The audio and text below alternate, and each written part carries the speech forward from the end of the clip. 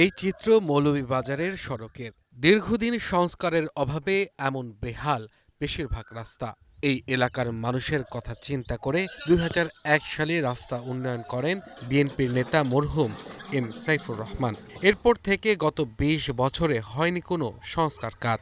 একের পর এক সরকার বদল হলেও উন্নয়নের ছোঁয়া পায়নি চা উৎপাদনের কেন্দ্র হিসেবে পরিচিত এই জেলা।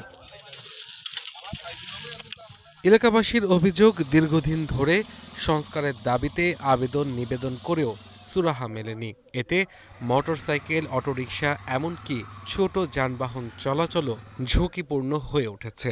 বিশেষ করে চা বাগানের কাছে কাঁচা ও আধাপাকা সড়কগুলোতে বড় বড় গর্ত সৃষ্টি হয়েছে। অথচ মাধবকুণ্ড, লাউছড়া জাতীয় উদ্যান ও হাকালুকি হাওরের জন্য পর্যটনের অন্যতম স্পট এই জেলা। বিপাকে পড়ছেন পর্যটকরাও। কোনো কাম কাজ হয়েছে না এই রাস্তাগুলার মাঝে। মানুষ কোনো চলার কোনো কুদরত নাই, মানুষ রিক্সাও আইতে পারে না, গাড়িও আইতে পারে না। এই বিগত যে সরকার ছিল, সরকারের আমলে কোনো এই এলাকাত কোনো রাস্তাঘাটে কোনো কাম হয়েছে না। তবে সড়ক উন্নয়নে কাজ ধীরগতিতে শুরু হচ্ছে বলে জানান উপজেলা নির্বাহী কর্মকর্তা।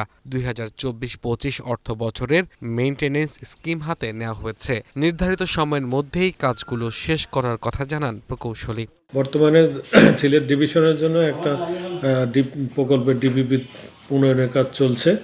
এই ডিপিপি প্রণয়ন হওয়ার পরে এটা অনুমোদন হলে ওই অনুমোদন ডিপিপি অনুযায়ী এই কাজগুলো বাস্তবায়ন হবে। আমরা তালিকাভুক্তি করছি। তালিকাভুক্তি করার মধ্যে আমাদের টিআর আছে, কাবিখা আছে, বিভিন্ন প্রকল্পগুলো আছে। প্রকল্পগুলোর মধ্যে রেগুলার এটা আমরা করছি, ইউনিয়ন পরিষদের মাধ্যমে পিআইসি করেও করছি। এবং যে রাস্তাগুলো আমাদের এলজিডির মাধ্যমে করা সম্ভব সেগুলো আমরা এলজিডি নাম্বার পেলে এলজিডির মাধ্যমে করছি। শুধু আশ্বাস নয়, দ্রুত এসব সড়ক সংস্কারের দাবি স্থানীয়দের। One national desk.